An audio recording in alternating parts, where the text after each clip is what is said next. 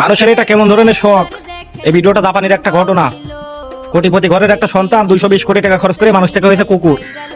আদেও কি এটা ঠিক করেছে না ভুল করেছে কমেন্ট বক্সে অবশ্যই জানাবেন।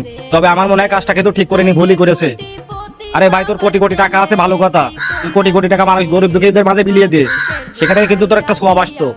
কিন্তু তুই 220 কোটি টাকা খরচ করে প্লাস্টিক সার্জারি করে তুই হলে কুকুর। এটা কিন্তু একদম ঠিক করিসনি কাজটা। এর সাজা তুই অবশ্যই পাবি। তবে গরিব দুঃখীদের মাঝে যদি টাকাগুলো দিতিস তাহলে সাজার জায়গায় কিন্তু সবটাই পাতিস। কাজটা কি ঠিক করেছে না ভুল করেছে আপনারা অবশ্যই কমেন্ট বক্সে জানাবেন মতামত। তবে আমার কাছে কিন্তু কাজটা ঠিক লাগেনি। 220 কোটি টাকা খরচ করে প্লাস্টিক সার্জারি করে সে মানুষ থেকে কুকুর হয়েছে। আরে মানুষ জাতি তো মানুষ জাতি, এটা আবার কি করে ইচ্ছা করে যে আমি কুকুর হব, গরু হব, ভেড়া হব? কিভাবে ইচ্ছা করে মানুষ এটা?